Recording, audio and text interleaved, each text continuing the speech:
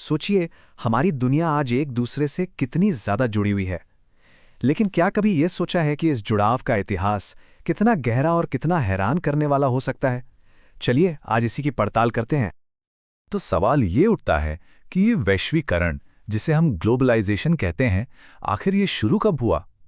ये सवाल सुनने में जितना सीधा लगता है ना, इसका जवाब उससे कहीं ज्यादा पुराना और दिलचस्प है।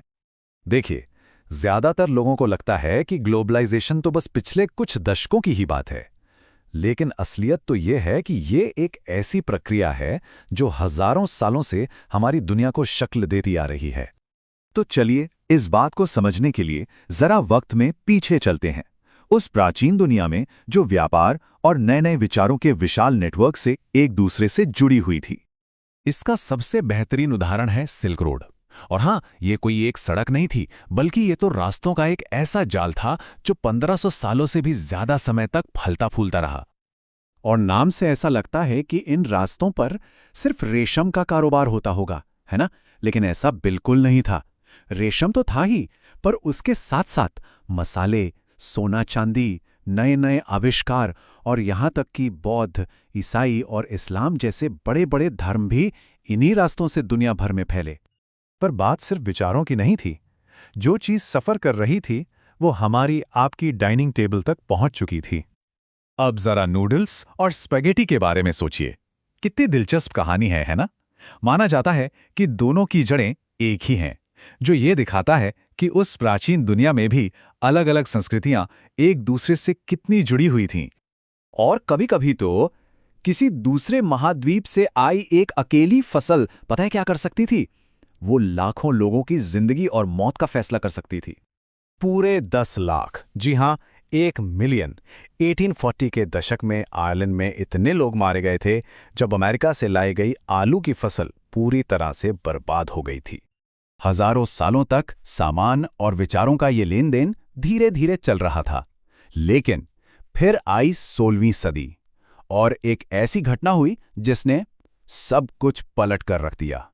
जब यूरोपीय नाविक अटलांटिक पार करके पहुंचे तो दुनिया सिर्फ ज्यादा जुड़ी नहीं, बल्कि वो सिकुड़ गई। और ये नया जुड़ाव अक्सर बहुत ही हिंसक और बेरहम था। तो सवाल ये है कि इन विजेताओं का सबसे ताकतवर हथियार क्या था? क्या वो उनकी बंदूकें थीं या उनकी बेहतर सैन्य तकनीक? ने बंदूकें तो छीनी भी जा सकती थी और उन्हीं के खिलाफ इस्तेमाल भी हो सकती थी। असल में उनका सबसे खतरनाक हथियार तो अदृश्य था, कुछ ऐसा जिससे लड़ा ही नहीं जा सकता था। वो थे कीटाणु। जी हां, जर्म्स। चेचक जैसी बीमारियां जो यूरोपीय अपने साथ लेकर आए, उन्होंने असली तबाही मचाई। सोचिए, अमेरिका के मूल निवासी हजारों सालों से बाकी दुनिया से कटे हुए थे। नतीजा, उनके शरीर में इन नई बीमारियों से लड़ने की कोई ताकत ही नहीं थी। और हुआ ये कि चेचक तो यूरोपीय लोगों के वहां पहुंचने से पहले ही तेजी से पूरे महाद्वीप में फैल गई और उसने पूरी की पूरी आबादियों का सफाया कर दिया। और उस समय के एक औपनिवेशिक गवर्नर का ये बयान सुनिए, जो बताता है कि वो इस तबाही को कैसे देखते थे। वो इसे भगवान का आशीर्वाद मान रहे थे। तो इस जीत ने सिर्फ एक महाद्वीप का नक्शा नहीं बदला, इसने पूरी दुनिया की अर्थव्यवस्था की तारें ही बदल दी। इस जीत के बाद हुआ ये कि अमेरिका के सारे संसाधन, मतलब उसकी जमीन, फसलें, खनिज, सब कुछ यूरोप की तरफ बहने लगा। पेरू और मेक्सिको की खानों से निकली चांदी और अफ्रीका से लाए गए गुलामों के दम पर उगाई गई चीनी और कपास, ये सब यूरोप को अमीर बना रहा था और एशिया के साथ उसके व्यापार को फंड कर रहा था। और इस बदलाव का असर देखिए कितना बड़ा था।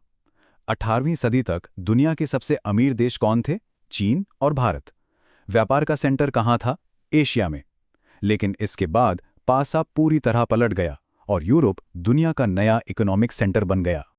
और यही वो मोड़ था, एक ऐसा बदलाव जो जीत और बीमारी की नींव पर खड़ा हुआ था और जिसने आज की ग्लोबल इकोनॉमी की बुनियाद रखी। तो हमने ये तो देख लिया कि ग्लोबलाइजेशन कोई आज की बात नहीं है, पर इसका इतिहास हमें आज के लिए एक बहुत बड़े सवाल के साथ छोड़ जाता है। व्यापार, जीत और बीमारी पर बनी ये पुरानी दुनिया आज हमारी इस ग्लोबलाइज्ड दुनिया पर किस तरह से असर डाल रही है?